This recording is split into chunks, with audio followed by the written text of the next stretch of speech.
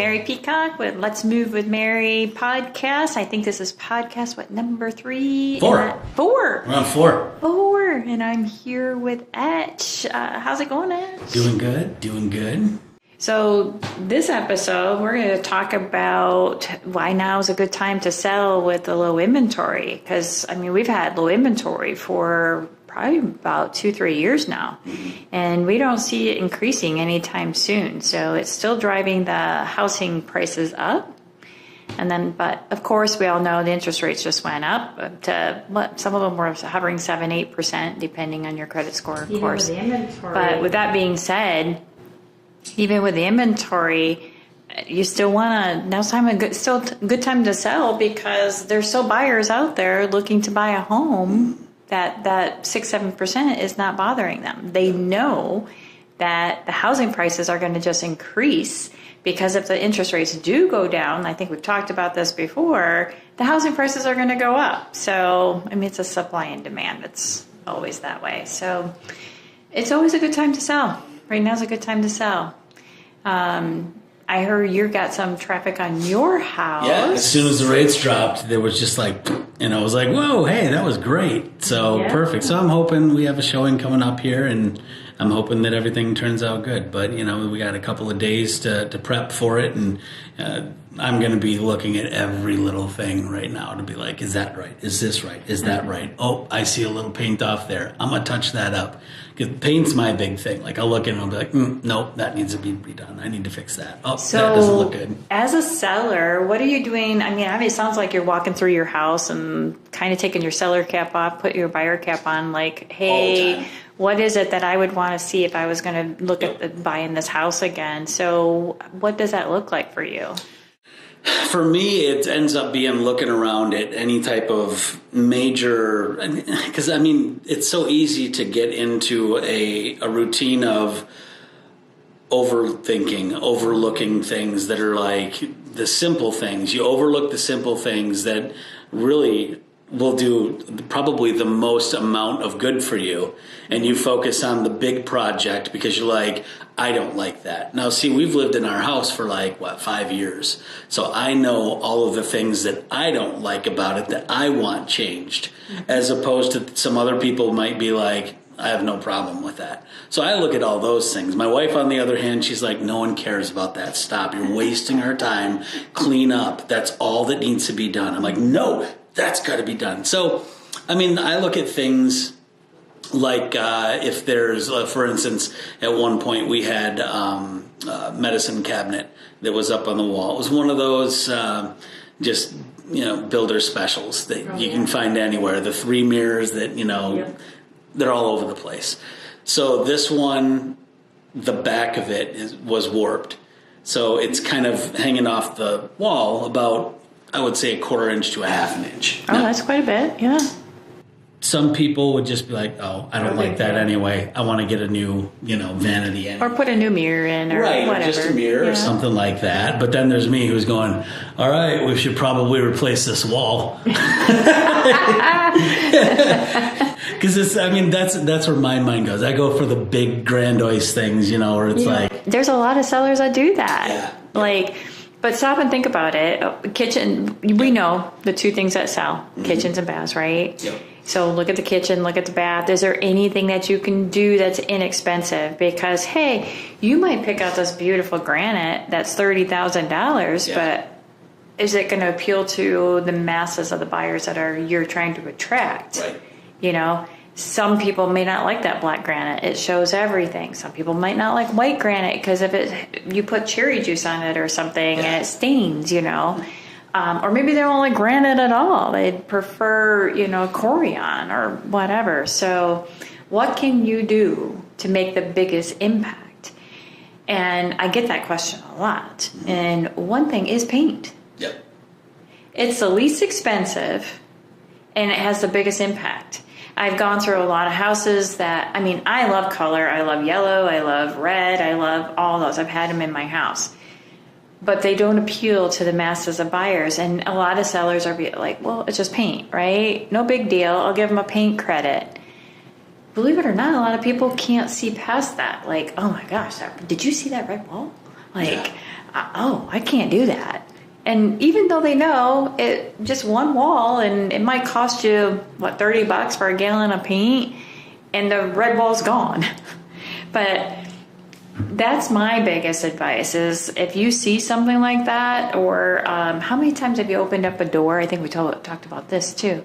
And the doorknob goes into the drywall just a little bit because it doesn't have that doorstop on there. Just those little things. Go put a doorstop on there to cover that up, you know, or if the cabinet isn't closing just right and the hinge is all, you know, wonky, go put a new hinge on it.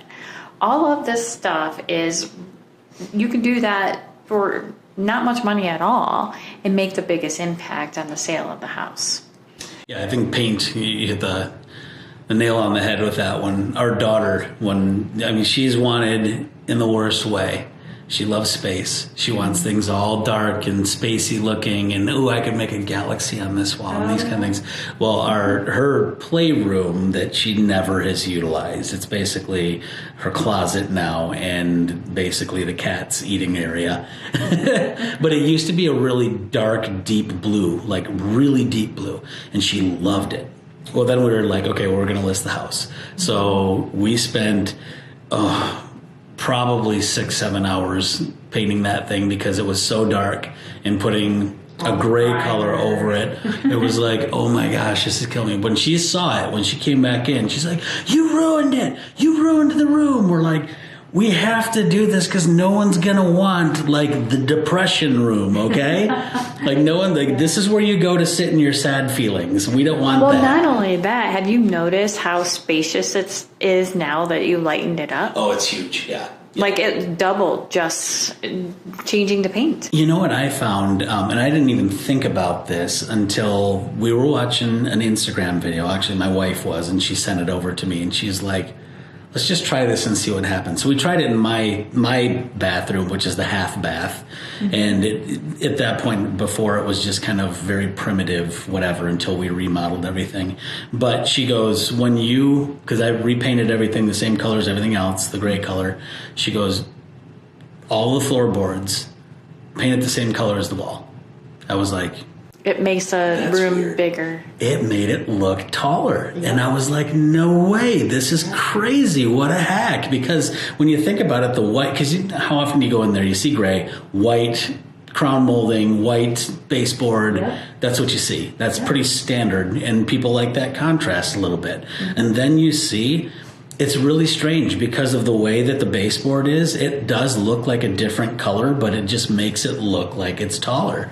And we ended up doing it to a few different rooms. And I'm like, this should have been done for the whole thing. Like that, we're not going to go back in and redo it all, but this is outstanding. Like I would have never thought that. And just that little thing, mm-hmm. a buyer might be just like what you just said. Wow, I really like this, mm-hmm. you know?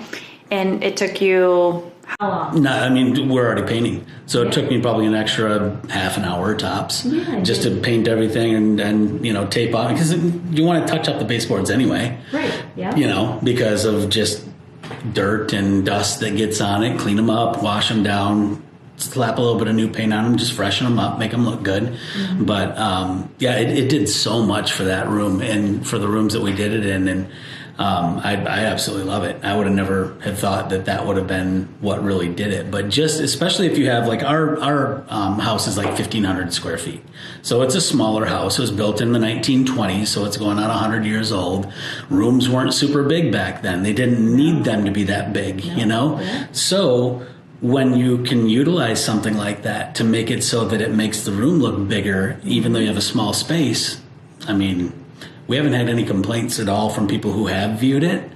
They look at it, and the feedback that we got was they staged this really nice. They found they put the space to good use, is how the realtor put it. That's awesome. They said, which was like, that's all I could hear. That's what you want to hear. Mm-hmm. Yep. So there's so much to be said about all those things, and you don't think about it when you're ready to just list your house until you start into it.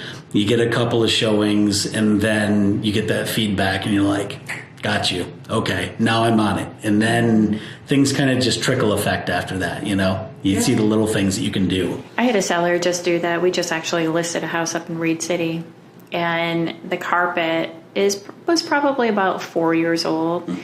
And he just took it upon himself to replace all of the carpet in the house to make it fresh. The buyers will be the first ones literally to walk on the carpet because he moved out the day they were putting the carpet in. So, and getting it all cleaned up. But it does make a huge impact, just those little things. Flooring can be expensive. Carpet is the least expensive than trying to do hardwood floors throughout the vinyl throughout the house, because vinyl is pretty expensive. And most buyers do love the vinyl. But, we have a new house that just sold. And it's so funny story. I think I told you a story this morning. The buyer absolutely loves the house, loves the layout of the house. But her taste was she came in already painted the whole house, even though it was brand new. And she wants to tear out the gray vinyl plank flooring, because she doesn't like the gray.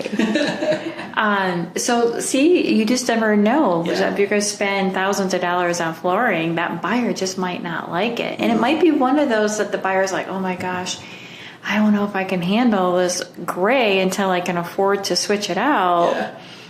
So you got to kind of think about that. You got to do it with the masses of people. So like for the carpet instance, for the seller, he asked me, he's like, should I put hardwood down because everything else was hardwood? I said, well, you already have carpet there right now. Chances are the buyer's going to probably want to come in and replace the flooring. So I would just go ahead and put carpet to make it look, nice and clean, and it will appeal to most people. Because everybody's going to come in and put their own personal touch on a house. Any brand new house, we're already talking, okay, I'm going to do this, this, and this, even with a brand new house, right? Because, you're looking at a brand new house. And you probably already got plans like, oh my gosh, we're going to do this, that, and... So many things that we're like, all right, so when we get in, this is what I'm going to do. So, if it all goes to plan, then I have ideas that I'm going to come to the builder with, because he's going to finish off the basement for us. So I'm going to ask him for just like little things. Like, for instance, down in the basement, I want a projector like up in the ceiling that's already coming down. However, to make it ease of access, and it's going to be on the ceiling, I want to run wiring for a hookup down below, almost like a wall outlet, so that you can just plug in your Nintendo Switch or your Xbox or whatever other kind of aux that you need, with just HDMI cables. Just plug it in, and then boop, you're good to go. You got it, so that you don't have to have it hanging from the ceiling or anything like that, and just makes it that much easier. Awesome. Yeah, because then, how often do you get the times where you got, kids that want to plug into a video game system, or, hey, my friend is coming over and they're bringing their Xbox that we don't have. Oh, I guess I'll have to hook it up. Well, here, plug it into that, and it's good to go. Turn it on, turn the projector on, done. So all these different little ideas that, once you have the space to do those things, start rolling out, and,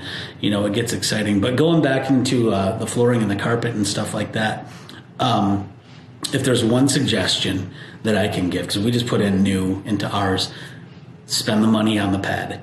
Spend the money on the padding. Not so much the carpeting. Now, you can go into lower grade carpeting, but you definitely want to spend, and you don't have to go high end pad, but you don't want to go the very low pad either. So that stuff ends up being after like a year or two. I don't care what they say. Oh no, it lasts for 20 years. It doesn't last for 20 years. We just did that. We had a house that we just renovated, our last flip house, and we put carpeting in the bedrooms, and we went with the builder grade carpet, but we were very adamant about the padding. We went mid-grade padding, but we did put the vinyl plank throughout the whole house, but we did more of the brown neutral colors, like really go with a lot of things. Gray was definitely in for a while, but I think it's kind of ran its course. Yeah. I see a lot of colors now are the sage. Sage. Oh, I love the sage. Well, that's what we just did those cabinets with our flip. We did sage with the gold hardware. And everybody's like, well, gold is kind of dated, but not anymore. It's actually coming back. I saw a vanity sink that was the dark blue with gold handles and all those kinds of stuff. I was like, oh, Need it. I know. So yeah, I'm really loving the new trend that's coming. Yeah. That's coming out. I think I'm going to call it boho. I guess is that bohemian kind of vibe. I guess. I would go like for me. I go with elegance. Because it's like the gold kind of feel is just kind of just, I don't know, there's something to it. And blue is kind of more regal. So I like those. It's a little royal and elegant to me, you know. I'm everything but those things. But I want my guests to think that I am. I'm like, hey, look, so little known fact about me. I like these things. I just don't like to show it, okay? I got to tell you, I was showing a house the other day and I walked into the most pristine house built in the 70s, and it still had all of the 70s green shade carpet, the orange countertops, and the blue sink and tubs and toilet. Everything was like in perfect, like nobody ever lived there. It was just absolutely beautiful. And my buyer is like, oh my goodness, I'm gonna have to rip all of this out. But everybody, I'm just going, oh, this is gorgeous. It's so aesthetically pleasing. It's like walking into Graceland. Yes. Is Elvis oh, there? yes. You know? Yeah. But it's not for everybody. But, that was an estate. And a lot of times when you run across buying an estate, they are coming as is, where is. Yep. So, but this one was, pristine. Yeah.